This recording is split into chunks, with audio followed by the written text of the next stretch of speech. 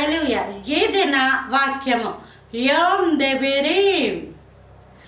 ఏ దినము అనగా 16వ తారీఖు 12వ నెల 2025వ సంవత్సరం.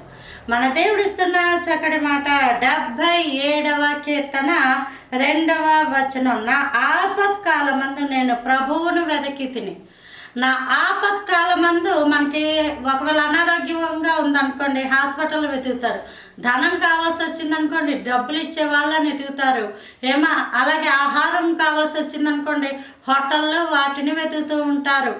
ఇంటిలో కూడా అంతే. ఒకవేళ ధనం కావాల్సి వస్తే ఎవరిని అడగాలో వాళ్ళు అడుగుతారు. ఆహారం కావాల్సి వస్తే మమ్మీ అన్నం పెట్టని అడుగుతారు. ఒకవేళ అనారోగ్యంగా ఉంటే నాకు సహాయం చేయని ఆ ఇంట్లో ఉన్న కుటుంబ సభ్యుల్ని వెతుకుతూ ఉంటుంటారు. అంటే ఎప్పుడైతే ఈ వెతుకులాట వచ్చిందో, క్రీస్తు పుట్టక ముందు వరకు వెతుకులాటగానే ఉండిపోయింది. వెతికేటంత కాలం ఏది దొరకలే. ఎందుకంటే రక్షకుడు జన్మించలేదు. ఇది క్రిస్మస్ నెల.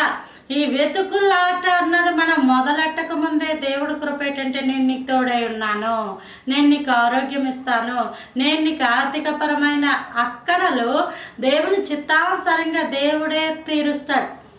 అలాగే నీకు కావలసిన నెమ్మది నేను ఇస్తాను, ఇంటికి సమాధానం కలుగును కాక, నేను నీకు శాంతినిస్తాను, పూర్ణమైన శాంతినిస్తాను అని దేవుడే మన కొరకు వెతకకపోయి ఈనప్పటికీ మన కోసం వెతుక్కుంటూ పశువుల పాకలో అతి దీనుడే జన్మించిన దేవుడు ఆయన.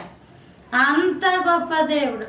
కాబట్టి నీవు ఏం చేయాలంటే ఆపత్కాలం ముందు ప్రభువును వెతుకు. ప్రభువా, నువ్వు నాకున్నావు, కృపాసనము ఎదుకు ధైర్యంగా వెళ్ళాలి. ప్రభువా, ఇదిగో నా అవసరతలు, ఇదిగో నా భర్త, ఇదిగో నా భార్య, ఇదిగో నా అనారోగ్యం, నా పిల్లలు, ఇదిగో నా సమస్యలు, ఇదిగో నా అవమానం, ఇదిగో అని చెప్పి నీ పాపాలు ఒప్పుకొని దేవుని చేతుల్లో ఎప్పుడైతే నిన్ను నువ్వు అర్పించేసుకుంటావో, ఆ రోజుల్లో అయితే వెతకడం వరకే ఉంది కానీ సమాధానం లేదు.